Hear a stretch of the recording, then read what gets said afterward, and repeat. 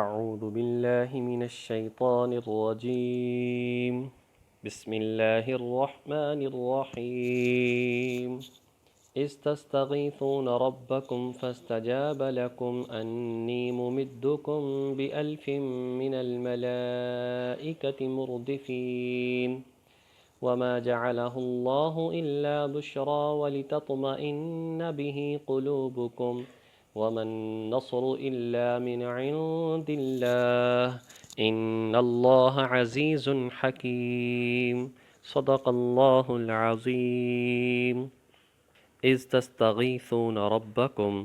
بے شک جب تم اپنے پروردگار سے فریاد کر رہے تھے، فاستجاب لکم، چنانچہ اس نے تمہاری دعا قبول کر لی، انی ممدکم، یہ کہ میں تمہاری مدد کروں گا، بِأَلْفٍ مِّنَ الْمَلَائِكَةِ مُرْدِفِينَ،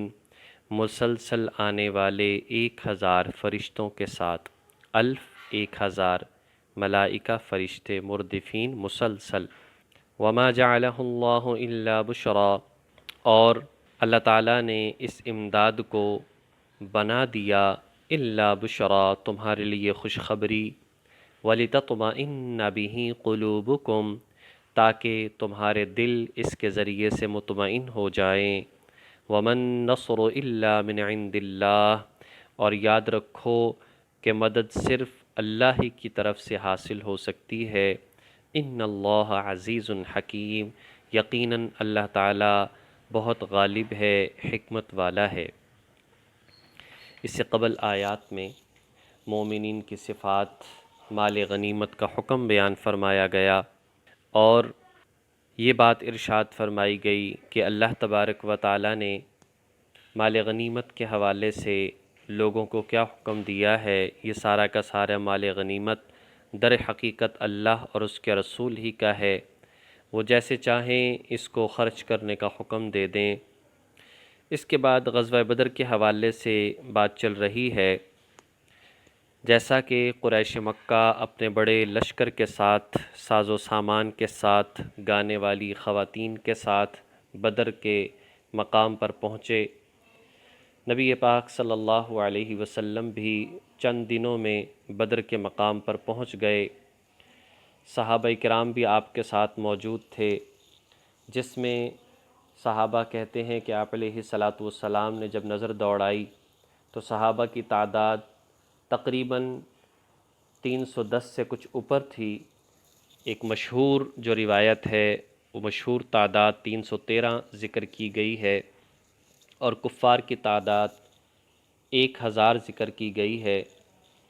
نبی پاک صلی اللہ علیہ وسلم ایک چمڑے کے بنے ہوئے خیمے میں تشریف فرما تھے، اور جس طرح کہ اگلی آیت میں آ رہا ہے کہ صحابہ کرام ساری رات سوئے، آرام فرمایا، اللہ تعالیٰ کی ذات کی طرف سے یہ نیند طاری کی گئی تھی، ورنہ تو نیند اس وقت میں آتی ہی نہیں، جبکہ اگلے دن جنگ ہے، پتہ نہیں کیا بنے گا، دشمن کی تعداد بھی زیادہ ہے۔ لیکن جو فقہاء کرام ہیں، علماء کرام ہیں، محدثین نے یہ بات بیان کی ہے کہ اگر نیند میدان جنگ میں آئے تو یہ اللہ کی طرف سے جو ہے مدد اور نصرت ہے، اور دلوں کو اطمینان دینے والی ہے، اور اگر نماز کے موقع پر آئے، درس و تدریس کے موقع پر آئے تو پھر یہ شیطان کی طرف سے ہے۔ نبی پاک صلی اللہ علیہ وسلم ساری رات اللہ سے ہاتھ اٹھا کر دعائیں کرتے رہے کہ یا اللہ، آپ نے مجھ سے جو وعدہ فرمایا ہے اسے پورا کیجئے، اور مسلمانوں کی تھوڑی سی جماعت ہے، میری محنت ہے، یہ ہلاک ہو گئی تو زمین پر صحیح طریقے سے آپ کی عبادت کرنے والا کوئی نہیں ہوگا۔ اتنا روئے، اتنے ہاتھ اٹھائے کہ آپ کے مبارک کندھوں پر جو چادر تھی وہ نیچے گر گئی۔ صدیق اکبر رضی اللہ تعالیٰ عنہ آگے بڑھے، آپ نے چادر کو اٹھایا، دوبارہ کندھوں پر اڑھا دیا، آپ کے ساتھ چمٹ گئے، یا رسول اللہ بس کیجئے، اللہ تعالیٰ آپ کی ضرور مدد فرمائے گا۔ تو اور صحابہ کرام کا عالم کیا تھا، صحابہ کرام سوئے اس رات میں، اور دن کو پھر حشاش بشاش تھی، یہ اللہ کی طرف سے نیند جو ہے وہ قائم کی گئی۔ تو اللہ تبارک و تعالیٰ نے فرمایا کہ جب تم تستغیثون ربکم، جب تم فریاد کر رہے تھے، اللہ سے مانگ رہے تھے، تو اللہ سے مانگنے کا جواب آیا فاستجاب لکم،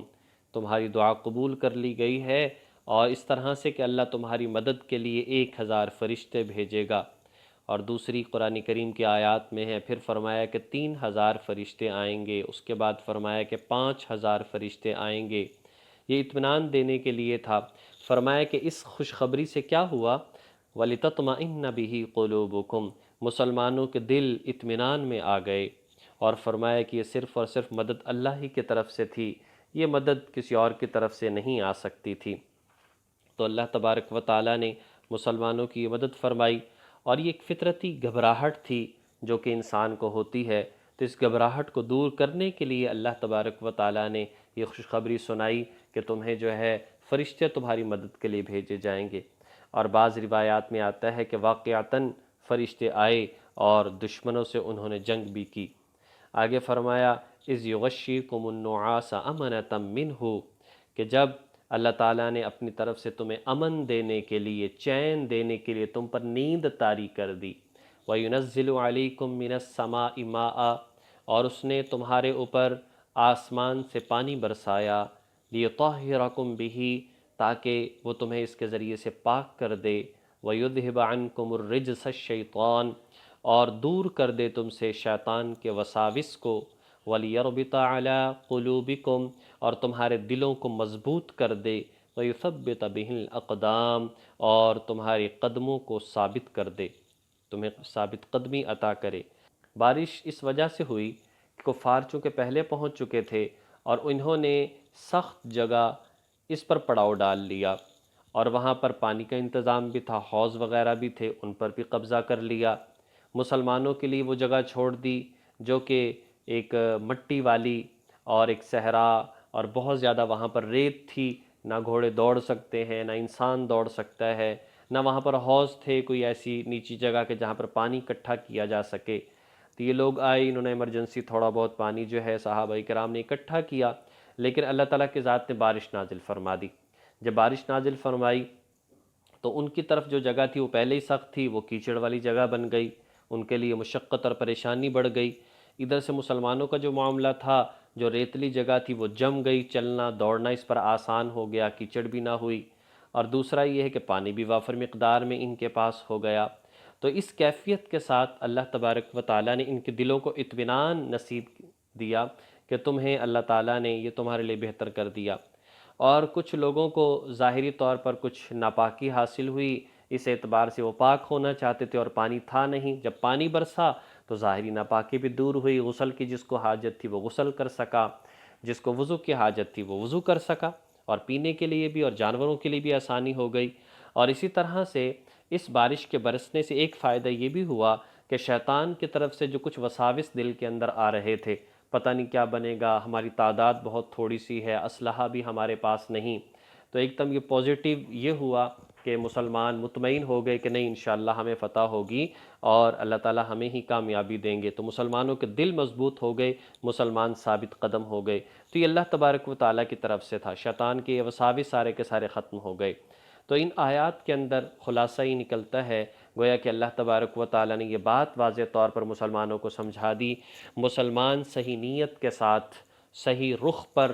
اور قرآن و سنت کی رہنمائی میں، سنت کے مطابق اگر قدم اٹھانے والے ہوں تو اللہ تبارک و تعالیٰ ضرور مسلمان کو کامیابی عطا فرماتا ہے، چاہے کوئی بھی اسباب نہ ہوں کامیابی کے، بہرحال مسلمان کامیاب ہے۔ دنیا میں ظاہری طور پر کچھ جانی مالی نقصان ہو بھی جائے تو آخر کار اصل کامیابی مسلمانوں ہی کے لیے ہے۔ اللہ تبارک و تعالی ہمیں انہی باتوں کو اپنے ذہن میں رکھ کر زندگی گزارنے کی توفیق عطا فرمائے۔ وآخر دعوانا ان الحمد للہ رب العالمین۔